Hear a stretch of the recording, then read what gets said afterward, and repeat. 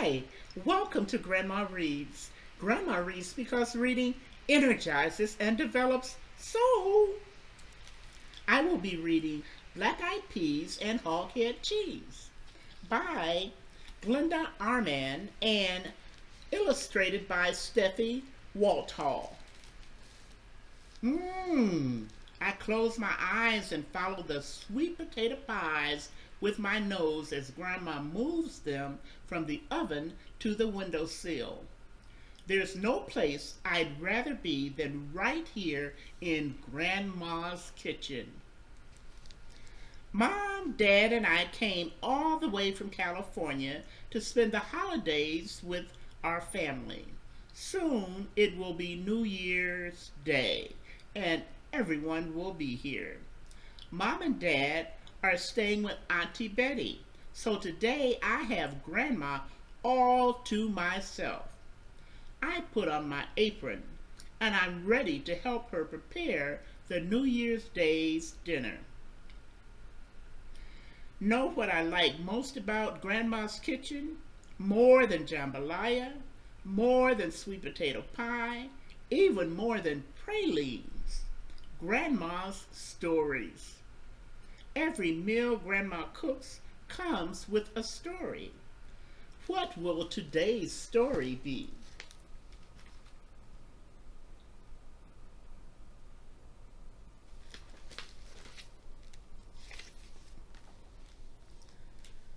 Time for black-eyed peas, Tiffy. Grandma says, Tiffy sounds like T-Fee, and it means little girl in Creole. That's Grandma's first language. Grandma spreads the black-eyed peas on a towel. My job is to pluck out the tiny stones or broken peas.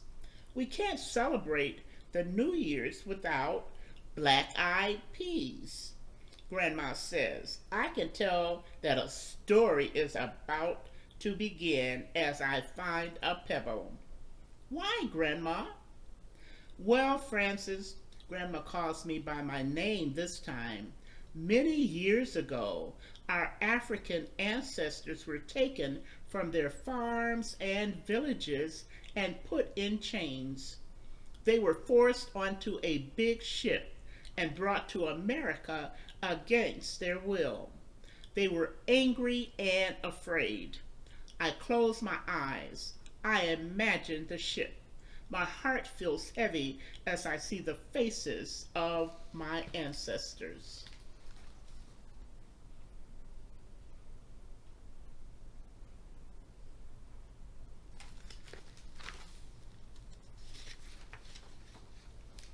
Grandma continues, the Africans would only eat the foods they knew from home, yams, rice, and black-eyed peas.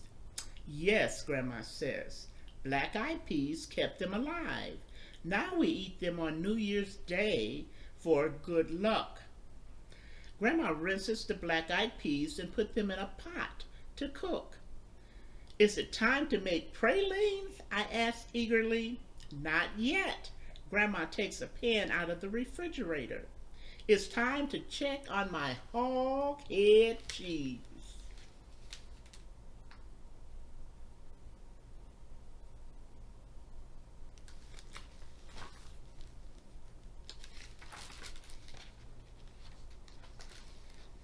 I wrinkle my nose. I do not like hoghead cheese. One, it's not really cheese. Two, it really is made from a hog's head. Yesterday, I peeked at the hog's head boiling in Grandma's big pot. It was scary. Grandma scraped the meat off the bone, mixed it with gelatin and spices, and spread it in a pan. Now I watch as she shakes the pan. Good, she exclaims. It's nice and firm. Grandma, why do you make hoghead cheese? Well, after their terrible journey, our ancestors were brought here to Louisiana, where they were enslaved, forced to work without pay, on a big farm called a plantation. They picked cotton, they sowed rice, they cut sugar cane, sun up to sundown.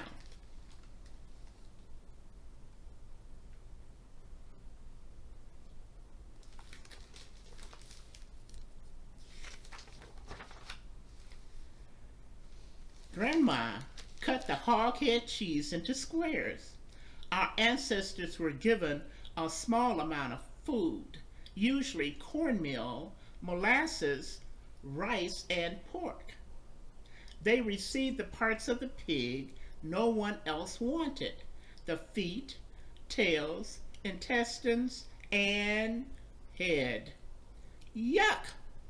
So, Grandma continues, our ancestors made do with what they had. They stuffed bits of pork into the intestines to make the sausage we call andouille. They made many meals using rice, jambalaya, beans and rice, gumbo. Yum, I like rice. They ate boiled pig feet. They cooked pigtails with greens. And, she adds with a little smile, they made hoghead cheese. Grandma offers me a small piece. I picture my great great great grandmother making do. I take a bite. Mmm, not too bad.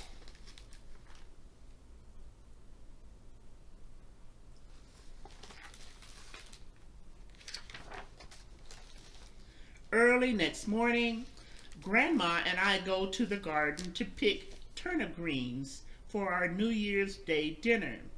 We greet Grandpa, who is already there pulling weeds. Grandpa shows me how to pull the turnips from the ground by their leafy green stems. Did our ancestors who were slaves eat healthy food too? I asked Grandma. May we? She replies. It sounds like may we, but it means oh yes. Our people have always planted gardens, Grandpa tells me.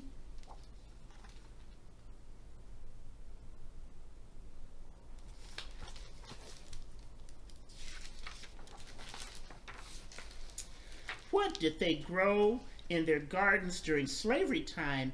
I asked as I began to pull turnips. They grew the same vegetables our ancestors grew in Africa, Grandpa answers, and the same ones I grow in my garden today: beans and tomatoes, turnip greens, and sweet potatoes. But when did they have time to tend their gardens? Often on Saturdays. Their work day ended at noon, Grandma explains. So they had Saturday afternoon and Sunday to tend their own needs.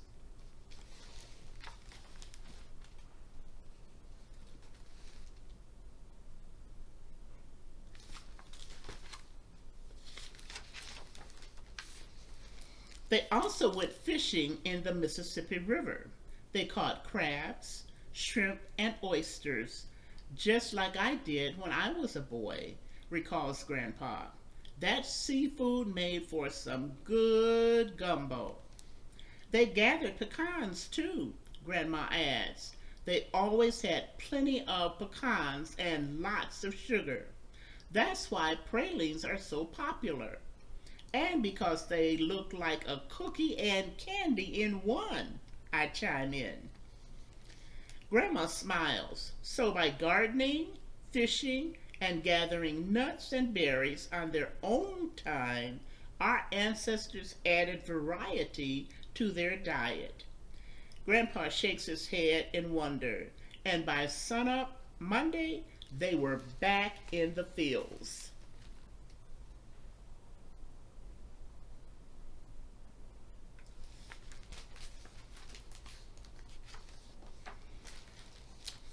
Looks like we have all the greens we need, Francis, Grandma announces. I'm going to cook them with smoked turkey. As Grandma and I head inside, Grandpa gives me a wink and whispers, "Me, I still like greens with pigtails." In the kitchen, Grandma cuts the greens from the turnips. She stores the turnips for later, and I wash the greens. When they're nice and clean, Grandpa puts them to boil on a back burner on the stove. And now, she says like a TV announcer, it is time to make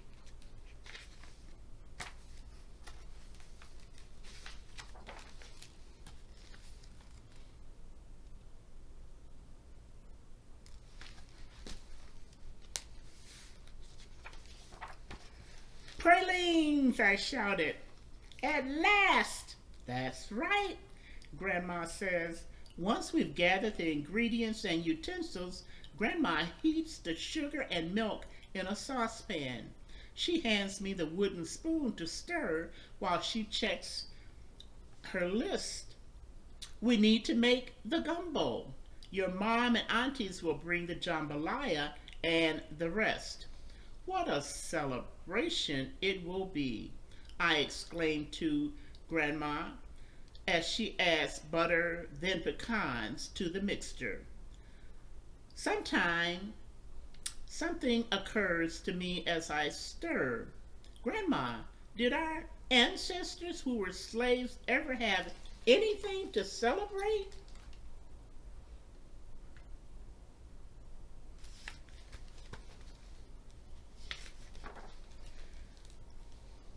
May we, exclaims Grandma, even in the darkest days.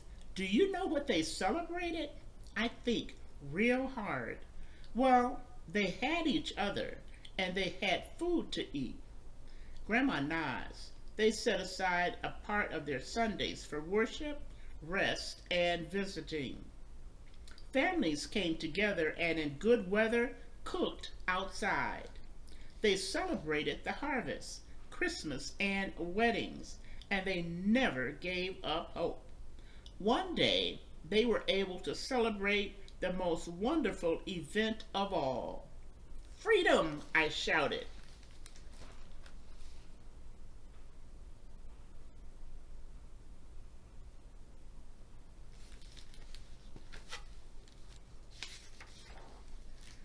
That's right. And by that time, the food they ate had become a part of our family tradition. These foods remind us that we are here and we are free because of the hard work and sacrifices of our ancestors. So, Grandma, we say thanks to them by eating the foods they ate and by making pralines. Grandma nods, smiling as she removes the saucepan from the burner. After we add the vanilla, it's time for my favorite part of making pralines. Careful, Grandma warns as she spread butter onto wax paper. It's very hot. I drop spoonfuls of the creamy mixture onto the wax paper. I make sure there are big pieces of pecans in each spoonful. Once they have cooled down, we each taste a praline. Delicious.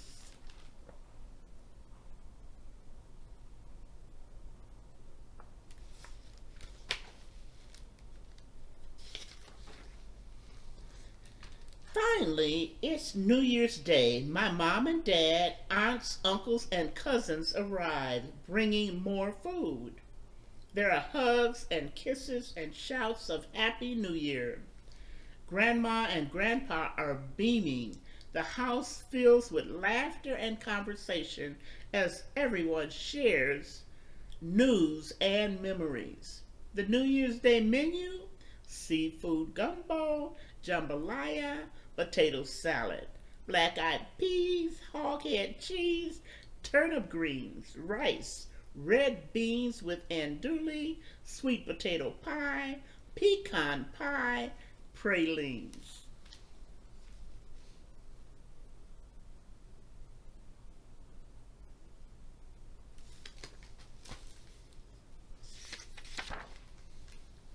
After a while, we gather around the long dining room table and bow our heads in prayer.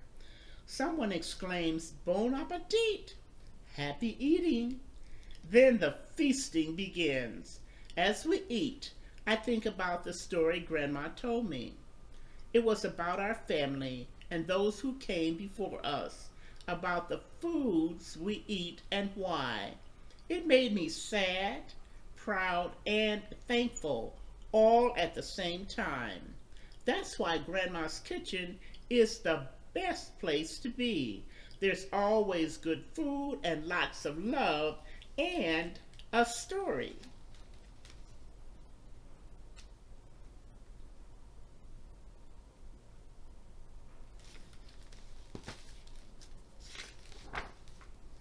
So, remember 3, 2, 1. Three things that you learned as a result of hearing the book read. Two things you will do as a result of hearing the book read. And one book you're going to read this week.